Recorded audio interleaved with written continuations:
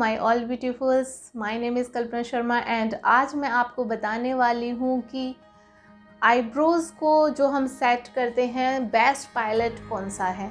Actually मैंने बहुत सारे पेंसिल्स और अलग से जो लाइनर्स आते हैं बहुत सारी चीज़ें यूज़ की हैं। अलग अलग पेंसिल्स लेने से अच्छा है, मैं सोचती हूँ कि जो एक ही पैलेट में 3 शेड हमें मिल रहे हैं आईब्रोज़ के लिए तो कितना अच्छा है।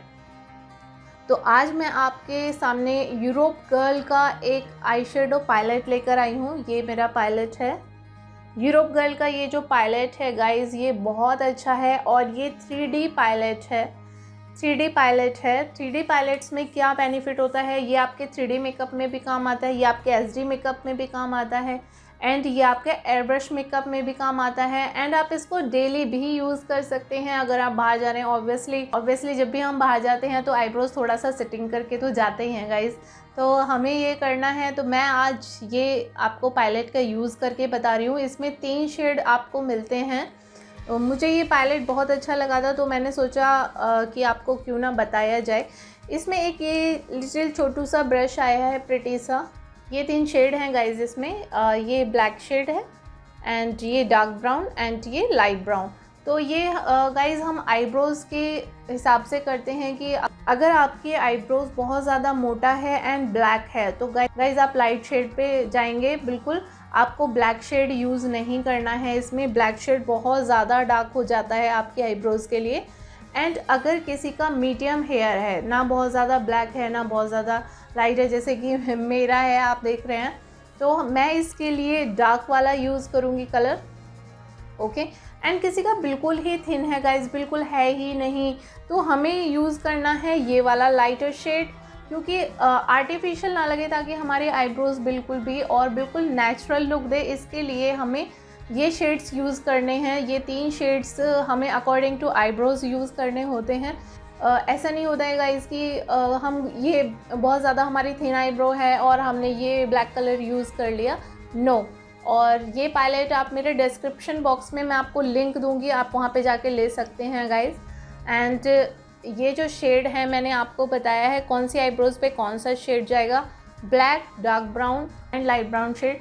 एक्चुअली क्या होता है ना गाइज, हम बहुत अलग अलग पेंसिल्स यूज़ करते हैं। अगर पर्सनल यूज़ के लिए आप ले रहे हैं तो डेफिनेटली आप पेंसिल के साथ जा सकते हैं, बट ऐसा भी होता है ना कभी कि हम कहीं पार्टी में जा रहे हैं या कहीं, तो हम डिफरेंट लुक करते हैं। तो नाइट पार्टी में हम जा रहे हैं तो थोड़ी हमें डार्क आईब्रोज चाहिए होती हैं अपनी।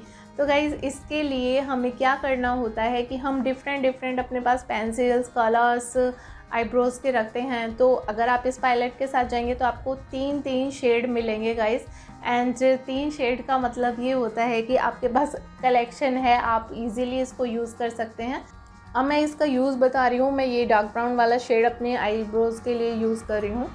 तो गाइज़ नेचुरल शेप है ये मेरा आईब्रोज़ का जो आपको दिख रहा है अभी।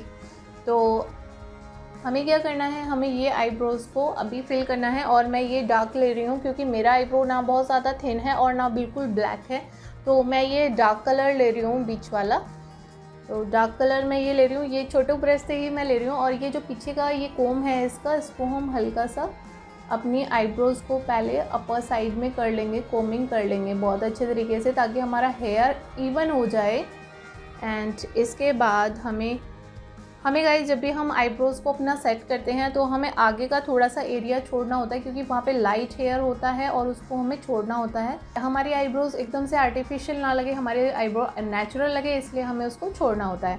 तो गाइस मैं थोड़ा सा पीछे से ले रही हूँ ये आईब्रो सेटिंग के लिए।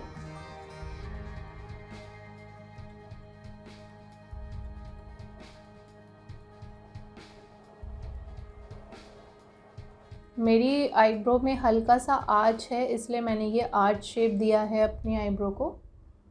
और इसके बाद जब हम इसमें शेप बना लेंगे, इसके बाद हमें इसको अच्छे से फिल करना है।